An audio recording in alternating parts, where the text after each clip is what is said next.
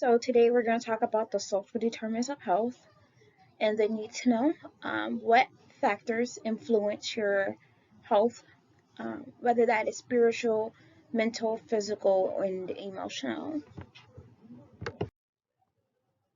So what determines health? Um, for those that work in healthcare field, you probably are already familiar, hopefully, with the social determinants of health. I think, of course, the public health workers, we are very familiar with that because that's in our profession. In most cases, we went to school. Our undergrad career was we learned about the social determinants of health. So, social determinants of health is social factors influence health. So, it's social, environmental, um, access to care, genetics, and environment. These are all factors influence your health in one way or the other. So that's all we're going to talk about today. We're going to talk about the 5 social determinants of health. So I got this definition from the CDC. So the social determinants of health are conditions in which people are born, grow, live, work, and age that affect their health risk, health daily functions, and quality of life. The first one we're going to talk about is social societal. So social aspects that affect health are your friends, who you're around, peer pressure, especially for those teenagers and young adults, social circles that surround an individual. And that can also be like your family members. So your family members, what they're doing, what their health beliefs are, can rub off on you. Like if your mother smokes for 10 years and she has not had cancer, you're not going to think about, hey, if I smoke, I might get cancer. You're going to think about, hey, my mom smoked for 10 years and she didn't get cancer, so I can smoke and not get cancer. Other parts of the social aspects of the social determinants of health is discrimination. The public health profession in the CDC announced racism as a public health matter that needs to be addressed because that's an underlying issue that affects a lot of things. If someone is discriminated against, they might not have the best quality of care at a hospital, and that can lead to their death because the doctor's not listening to them. The doctor believes, all quote, all black people get high blood pressure, so they're not even gonna think about the fact like, hey, this person is really sick. Um, but that discrimination plays a huge role in someone's health. Income, the less you make, the more likely you are to engage in unhealthy behaviors, whether that is supplementing nutrition by eating unhealthy foods because you cannot afford healthy foods, um, not going to the doctor because you cannot afford it, um, things like that. Gender affects your health, breast cancer, prostate cancer, and then your social support, the people that advocate for you. If you don't have social support, you're going to be stressed, you're not going to be mentally and emotionally healthy. So for each social determinants of health, I also created a case for you to think about really how this particular determinant of health play a role in someone's life. So a 20-year-old woman does not have access to healthy foods due to her income being below the poverty line. Instead of spending the extra money on healthier foods, she spends it on her utility bills, settling for unhealthy and inconvenient fatty and high salty foods.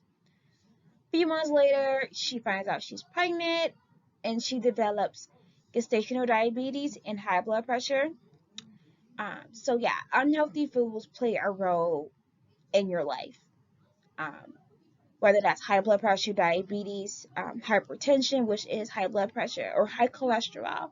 This particular person had diabetes before she got pregnant, probably, and she didn't find out yet. And then when she got pregnant, she developed gestational diabetes because it was uncontrolled, and she probably did not know about it. They don't screen you for that until you're like 25, 30 weeks pregnant, which is about 5 to 6 months pregnant. So determinant of health that play a role is lack of income, like I said, lack of social support. If they have social groups for her that don't make enough money, like social groups for our churches or like local health departments. Had a program for those that don't make a lot of money to eat healthier foods, how to cook healthier foods on the budget. That would have helped her, of course. And I said gender birth males because males cannot get pregnant as of 2021. Who knows about the future? So another social determinant of health is the physical environment. So the physical environment is where you live. That includes crowding conditions, built environments, your neighborhood, walkable sidewalks, school proximity, roads, how good the roads are. Bad roads can lead to more accidents, crime rates and gang activity. Of course, dry areas, high chance of fire like California, high flood areas, Midwest, South, Northeast, and West. Some locations get hurricanes, tornadoes, tsunamis. Um, and another thing too, your zip code determines how healthy you are more than any other factor. I learned that during my undergrad career in college, and that was totally the case when I worked on the COVID-19 project. Um, when COVID-19 first hit the United States in 2020, I was working regarding COVID-19, and we really saw how some locations were hit worse more than others, as far as COVID diagnosis and COVID deaths. Right, so a 13-year-old Hispanic boy lives in a high crime area in Texas. He's constantly bullied at school, and his lunch is often taken away. The teachers have a hard time controlling the kids due to lack of resources. So when the young man turns 16 years old, he is arrested for burglary and sentenced to 10 years in prison. So another thing, a huge aspect of this particular case is the teachers having a hard time controlling the kids due to lack of resources. That means they didn't have enough teachers to keep track of what kid is doing what, where these kids are at, what these kids are doing, if these kids are being bullied, because being bullied play a huge part in the health of a person. It may not be at that moment when they are a kid, but when they get older, they're not going to forget that they were bullied and humiliated. Like that plays a huge role in someone's self-esteem. And that is another whole can of worms and issues. And someone being bullied, he might have joined a gang because he got bullied. And that could have led to his burglary conviction. So again, the determinants at play is environmental. Again, he lives in a high crime rate with gang activity. He probably was getting bullied, and he probably joined a gang, and that was what led to his burglary. Income, the school had low income, and they could not adequately provide for the children and provide resources to prevent bullying, and other cases like that. So now we're going to talk about genetics and biology. So genetics and biology factors such as sex, gender, and age, and other predisposing genetic conditions contribute negatively or positively to an individual's health. So genetically predisposed disease can be diabetes, alcoholism, addiction, cancer, and asthma. So a boy lost his father to prostate cancer when he was 3 years old. As he grew up, he ate healthy, exercised, and was mentally and spiritually and physically healthy. Although he took care of his health, he did not like to go to the doctor, so he did not go. After having some rectal bleeding a few years later, the man finally decides to see the doctor, only to discover that he has prostate cancer, like his dad. In this particular case, prostate cancer was probably a predisposing genetic condition that was passed on to him from his dad. So if he would have got screened earlier, it probably wouldn't have went as far as rectal bleeding for prostate cancer. If you have a predisposing factor or predisposing genetic condition, you do need to check that out. You do need to make sure to get screened, especially like if breast cancer running your family. Check your breast. Do a self breast exam. If you find a lump, see a doctor, because you are more likely you can get it more than someone else who does not have a mom who had breast cancer. So in his case, genetics play a huge role in his prostate cancer diagnosis. Like I said, he probably got the cancer from his dad. It probably was given to him from his dad, for genetic wise. And if he has a son one day, his son may be exposed to prostate cancer as well. So that son needs to get screened. But getting screened wouldn't have taken it that far, like I said. Of course, sex and gender play a role because men have prostates, therefore men can get prostate cancer. Um, so yeah, but that's why like when you go to the doctor, they ask about your family, your mom's side and your dad's side. Does high blood pressure run in your family? Does high cholesterol? Does diabetes run in your family? Do your sister have asthma?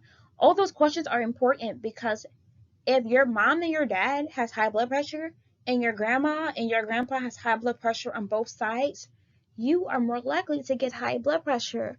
The doctor knows what to look for. He knows how to treat you, how to take care of you. Sometimes, like even like cancer, sometimes it doesn't really run in like younger people like breast cancer. But if your mom has had breast cancer and your grandma has had breast cancer, you need to get screened for breast cancer earlier than the general public. So we're going to talk about access to care. So access to care is having insurance or not having insurance and access to high quality care. So sometimes if you live in a rural area without access to high quality care, um, that happens sometimes. Rural areas don't really have the staff on hand to deal with some uncommon conditions.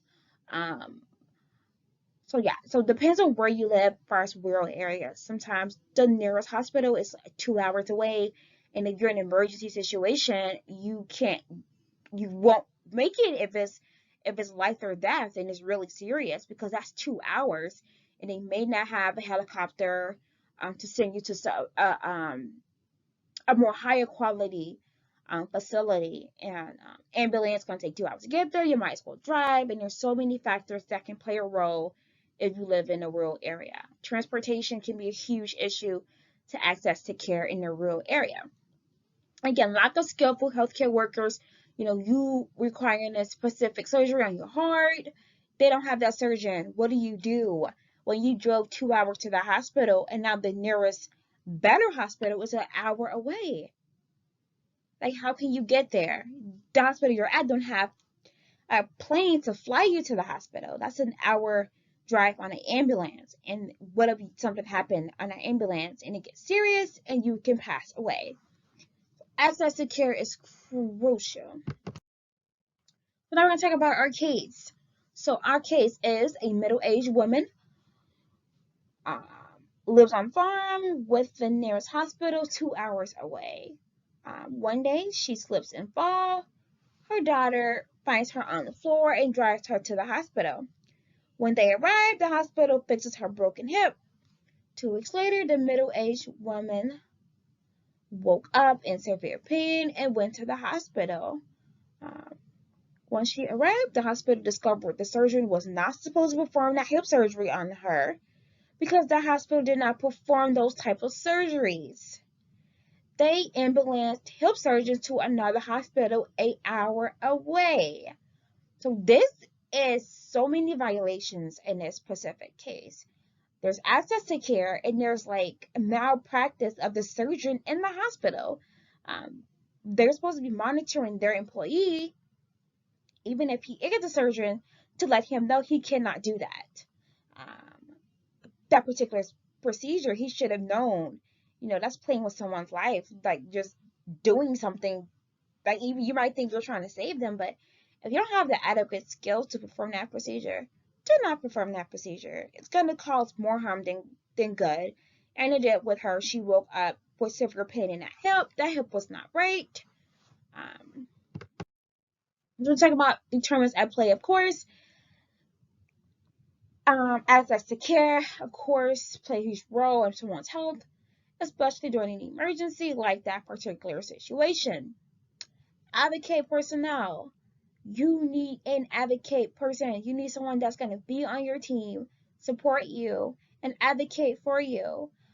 Especially when you're scared, you're in an emergency situation, you don't know what's going on. That person's going to advocate for you, especially if they're familiar with the healthcare field, or even a healthcare worker. They're going to know. They're going to be like, hey, no, this is not right. Listen to me. So I'm going to just tell you a personal story of mine. My last daughter was an emergency C-section, and before that C-section occurred, my water broke, and I had a doula. And I remember I'm calling the doctor and I'm like, hey, my water broke. And they're like, okay, we're going to check you. Because they were inducing me because I had preeclampsia. Very long story. But yeah, so they checked me and it's like, your water did not break. And I'm like, yeah, my water broke. Like, I had a daughter before. She's 7. Like, I know. And my water broke with her too. Like, I know when my water broke. I was like, oh, your water broke. It doesn't look like your water's breaking. So they kept checking me. And water didn't break. My doula was like letting him know her water broke. Like, I was there. Like, I seen her. I seen it. Like, she knows what she's talking about. And so they did an ultrasound. Of course, sure enough, the water was broken. And yeah, so she advocated for me, and she was like, like, her water broke. Like, who's gonna lie about their water breaking? But she was awesome. But yeah, I was fortunate enough to have that person to advocate for me, and let them know, hey, this is what's happening, this is what's going on, and the fact that you don't believe her water broke is not okay. This person is in pain. This person came here because, she's not, like, something's going on with the baby. So you need to help her and figure this out and listen to her. I'm talking about health behaviors now. So health behaviors play a part in the health of an individual. So these are your lifestyle decisions and your lifestyle choices. Healthy eating, working out, physical activity, drinking alcohol, and drug use, injection drug use, unprotected sex, multiple partners, intercourse, high-risk jobs like construction working, especially like on bridges, engineering sometimes, like factory work. Those are all can be like high-risk jobs that can cause that can lead to like bad day on jobs where like you have an accident and you cut off your finger or something like that. So anything really that's engaging in high risk behaviors, of course, and like smoking cigarettes. My case. A 19-year-old male engages in sexual activity with multiple partners, both male and female, but he only uses condoms with his male lovers. Upon going for his annual STI screening, he discovers that he is HIV positive. Alright, so that is our case. So I think in this specific scenario, this guy did not have the best health education knowledge. You can get HIV from males and females. It does not matter. Of course, gay partners are more likely to get HIV, but still, anyone, heterosexual, gay, lesbian, bisexual, anyone can get HIV if they're engaging in sex, especially unprotected, especially with multiple partners. So again, yeah, so determinants at play is lifestyle choices, engaging in unprotected sex, and having multiple partners, increases your chance of STD and STIs and HIV transmission. Before you engage in those activities, you need to know the stats, know who's more at risk. I think it's 15 to 24-year-olds have more cases of new STDs and STIs than other ages. If you're gonna do multiple partners, That's going to increase your risk because those are bodily fluids. So that's going to increase your risk of getting an STD, STI, or HIV. Not wearing condoms, that will increases your risk. The best thing you can do to not get pregnant and not get an STD, STI, or HIV is to practice abstinence. And because a lot of people don't want to do that, please wear a condom and talk to your partner.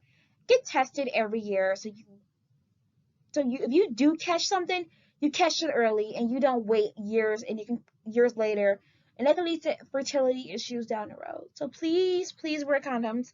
And those are my social determinants of health that play a part in the health of a community and in an individual.